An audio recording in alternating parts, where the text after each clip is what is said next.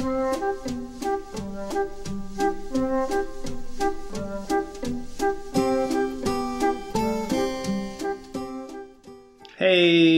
all you guys! I'm getting a lot of hits from your classmates who are not quite in panic mode, but close to it about this exam. So I'm going to provide you some tips or pointers on a few things. First one: what if I wanted to create a mirrored pattern out of this large block, and that pattern needs to have some holes cut in it, and I have some things provided up here that could be the possible holes to cut into my block. So these guys are grouped together, which means you select one, it selects all of them. That's kind of nice, kind of handy, isn't it? So I could move these down and put them on my shape. They don't have to be totally on it, because maybe I want it to hang off the side because I'm looking for a certain result. This group of objects, when selected in combination with the back object, holding down Shift, allows me to do some special stuff using my Pathfinder. The special stuff being using one of these shape modes where I can punch holes in it. Does it leave me with the desired result immediately? No, it doesn't. All I have to do is use my direct selection tool, the white arrow, to get rid of this sucker. Don't want it. Now look at that. I've got one object with holes punched in it. Okay, they're not white objects on top, they're actually punched out of my shape.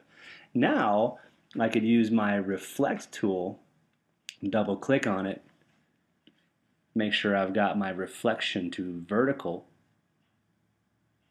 Preview is kind of helpful, but I don't want to just flip the one that I have. I want to keep the one that I have, generate a copy of it. So I'm going to choose copy. Now I've got my copy and I can move it over. I need to make sure that they overlap each other. I can check that out by selecting both of them and see that there is an overlap there. As long as they overlap, I'm in good condition to use my Pathfinder one more time to make these two shapes turn into one unified object by using the Unite button. Now there it is. It's a mirrored reflection of one half. It has holes punched in it, and it's all one shape. There's no line down the middle. I'm not grouping them together. I'm actually smashing them together to make them one shape. All right, on to the next one. I've got beer and a beer bottle. I would like to put the beer in the beer bottle, and I'm going to use a certain type of mask known as an opacity mask. This is an object that is made out of a grayscale value. It's not white, it's not black, it's gray. Opacity masks operate on values of white, gray, black, or grayscale, and depending on the value, will produce a transparent or opaque or somewhere in between result. And I can only do this by using the transparency window. So I'm going to take this bottle, I'm going to copy it, I'm going to select my targeted image. Once that's selected, I'm going to my transparency panel, and I'm going to double click, and my bubbles go away. My beer is gone. Who drank my beer?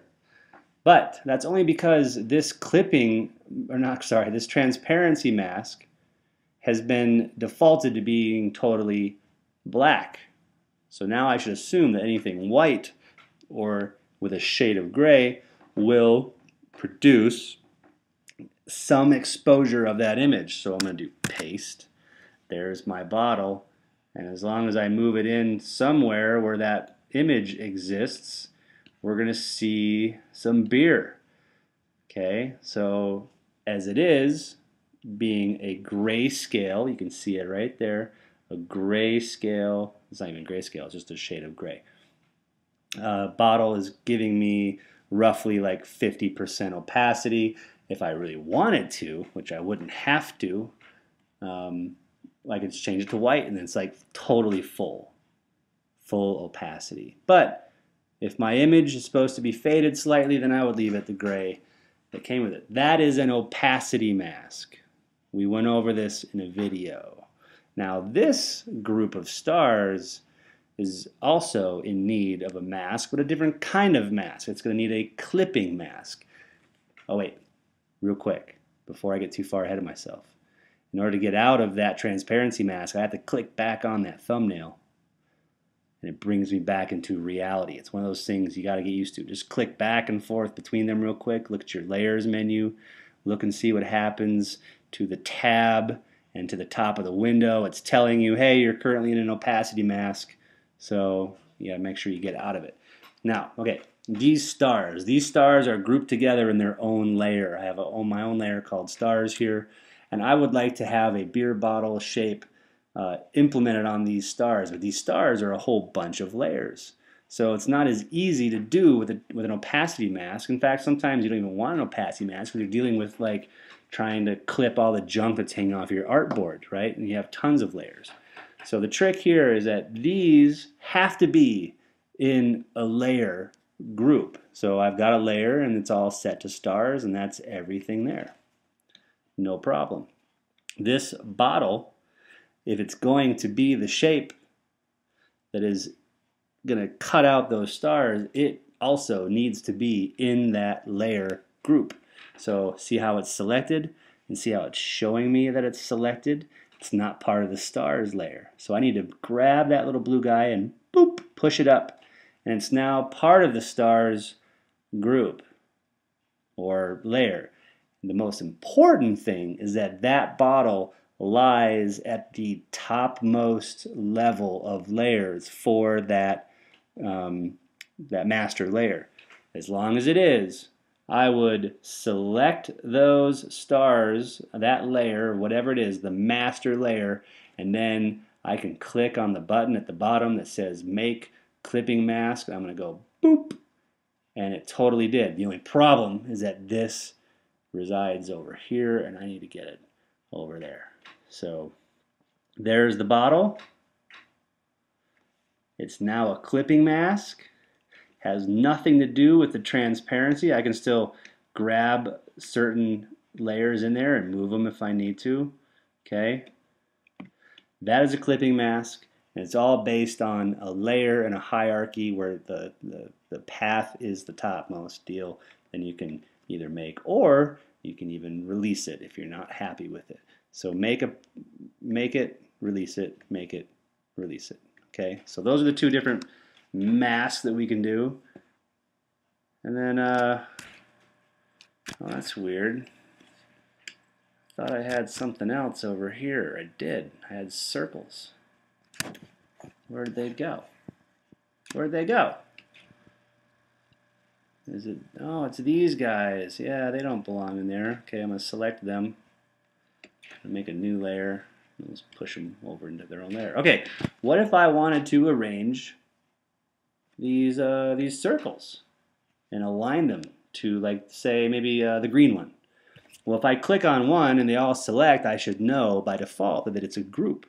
And I can't arrange a group unless I ungroup it. So I'm going to go to Object, Ungroup, and now if I were to click on one, I get individual selections. So I need to select all of them. They are all selected. I need to define the green one as my target. So I clicked, you know what I should do? I should change this color because we're not seeing it. Hello, magenta. That works. All right, select all of them.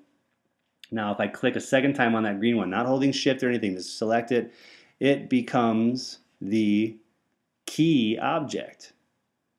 And up here, it knows it because I did it. It says, oh, he wants to align to the key object because he clicked on that one twice, basically. No shift keys, right? So now if I want to align it to, say, the bottom vertical edge, I could come up here and say, what's this one? No, it's left. What's this one? Center. No. What's this one? No. Oh, okay. Oh, vertical. Top. No. Vertical center. No. Vertical. Vertical bottom. Boom. And they will all be aligned to the green circle's vertical bottom. How about that? So, hope that helps. And good luck.